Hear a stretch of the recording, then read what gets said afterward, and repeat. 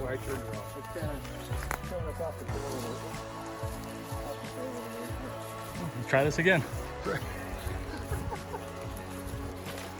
Brad, are you getting us lost? Absolutely. Like we're on a trail. Isn't that why you came? Some trail. Somewhere. It's okay. You are on the trail least traveled, and that will make all the difference, my friend. That's right.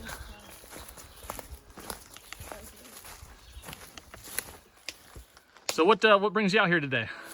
We have a family camping trip up by P-Town. Okay, so are you from this area then? My brother lives up here. Oh, okay. All right. How much of a drive was that for you? About 4 hours. Oh, not too bad. Just for the weekend? Yeah. Nice, nice. How long are you looking to hike today? I'm going out. I'm starting at 64 and heading to Winter Sports Road and maybe do the other segment up to Highway M for Winter Sports Road up to M tomorrow. Okay, so you're gonna do an overnight tonight. I am not. I'm gonna hop okay, in my just a car. couple day hikes. That's a good way to do it too. Nothing Right. wrong with that. You get out and do a lot of hiking? I've done a lot, mostly in the eastern part of the state. I've done all of Walworth County, Waukesha County, and I'm just finishing up with Washington County.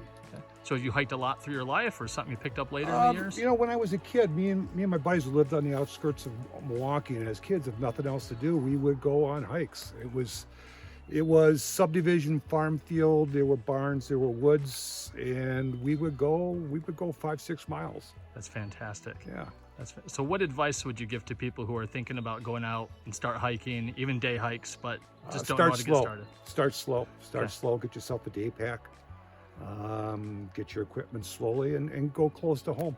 Yeah. Start with loop routes, and then unfortunately, the one thing I haven't solved yet is the out and back. You know, when I'm by myself right now, I got family up here, so they can drop me off. But otherwise, it's 4 miles out, 4 miles back. Yeah. So you're actually doing twice the distance. Right. That's good advice. So what really inspires you and motivates you to keep hiking? It's exercise. It's exercise that is, if you can walk and your joints are good, just keep at it. Keep moving. Yeah, amen to that. That's great. That's great. Well, thanks. Okay. Well, you guys have a great day. Thanks. Hopefully we don't.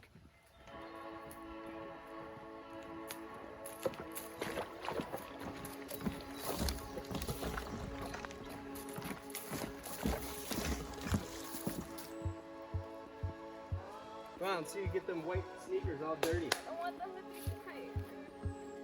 I told you you're gonna get them dirty. Oh. Swag.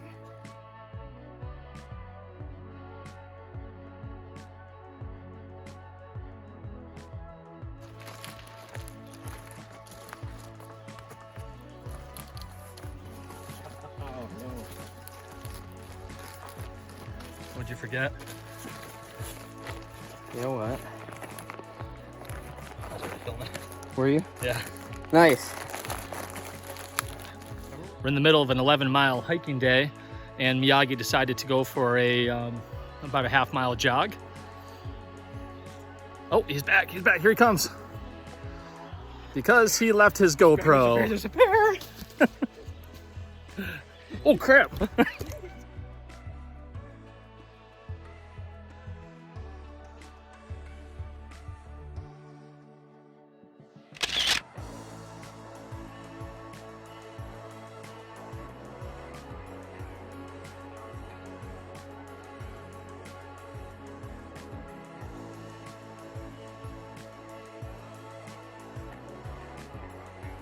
So here's a little teaching moment. So you got the two double blazes like this.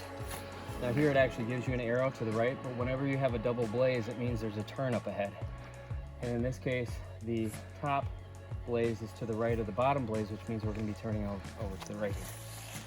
Oh, little Miyagi teaching moment there.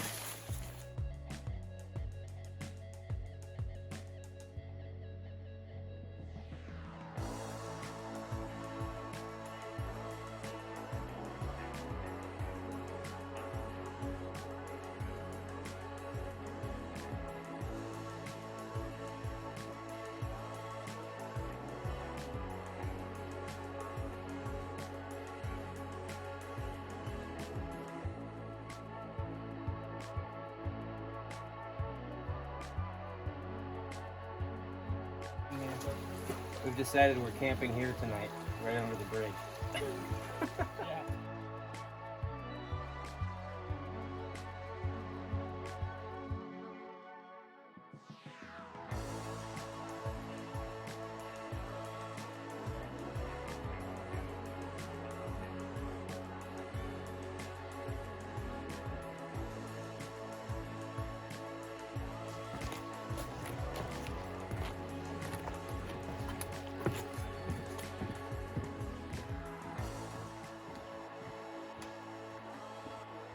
I'm taking a little bit of a rest here. We did probably 11 and a half miles today. 12 and a half. I was just corrected by the man hanging a hammock. And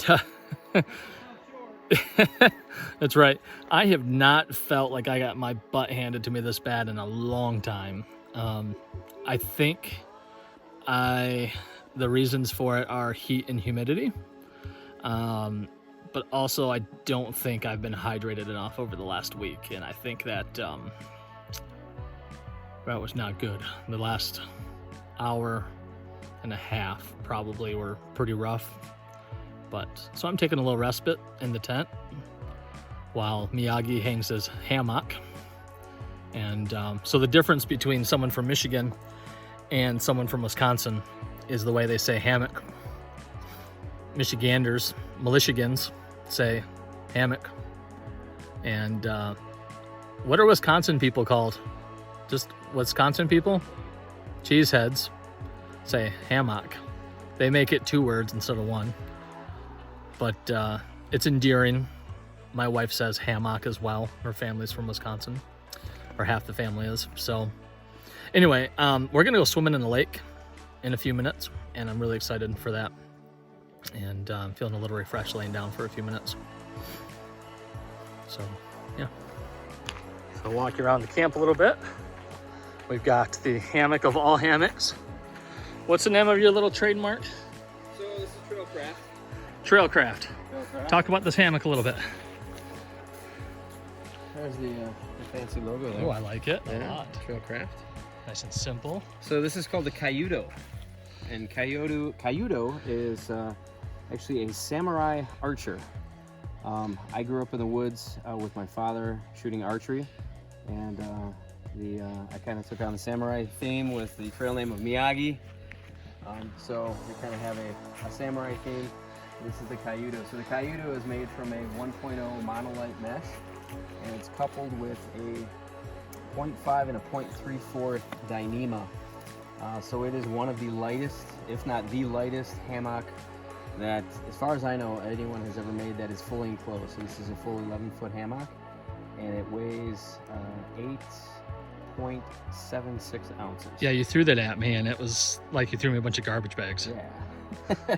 So the tarp I have is also a 0.34, which is a little bit on the controversial side. If you're in big weather, you really got to watch these kind of tarps, but together, if the conditions are right, you're talking about a hammock and tarp setup that is coming in right at a pound. And that's including stuff sacks and stakes and everything. So That's amazing. yeah. So Nice job. Well done. and it's seen about 4 trips now, and it's held up really well. So Well done. this is the first prototype of the Cayudo. That's great. I love how it's got a covering in the middle a bit too, but then it's very breathable. Yes, Obviously. So this is actually a mesh material, the monolite. So you're getting a breeze around you, you're getting it in the mesh material here, so you really don't have a buildup of condensation at all inside of the hammock. The 0.34 Dyneema allows me to cut down the weight from using a standard, the entire mesh. This mesh material is a 0.5. Of course, you go down to a 0.34 and you're saving a bit of weight there. So that's why you see the end caps and the body of the what would be the zippered part or your bug net. That's why it's Dyneema, so it's able to cut down on weight. Well done. Yeah. Well done. Thanks for sharing. You bet. Yeah, and then over here, we've got Miyagi's daughter, Mudz. Mudz. She's got that name, this trail. Yeah. Oh, she's awake. Wave. I don't know if she likes her trail name. And then I'm sporting the Tiger Wall UL2. I'm still a tent camper for the time being. I know. I think I'm going to get converted between this trip and my next trip with the Kentucky fellows. Oh, you know what? So You got that new war bonnet. yeah, it's coming. It's coming. Yeah. But I'm amongst friends down here. That's Mike and Mary, and they're sporting the Tiger Wall UL3. So right now it's a tie game. Yeah, so they're one step up, right? They're one bigger than your Yep. two. Yep. But this is our camp. We're gonna take a dip in this lake right now because we are whipped and sweaty and gross. What'd you say? It was probably 90 today Oh gosh. and 100% humidity. Heavy, 100%. So we're gonna go for a dip. So Brad, what's your setup there? So you're doing the edge bit? Not the Esbit. It's kind of interesting because I just made a video on using these, and I had one guy comment, which is totally great. He's like, I hate the Esbits and all this, and I'm thinking it's not an Esbit. They're not Esbits or whatever you say it. However you say it. Yeah. They're UST brand. Are they stinky like an Esbit? No. See, Big difference. Esbit. Yep, those are really stinky. These do not stink. A little bit in the bag, but when you actually cook with them, not at all.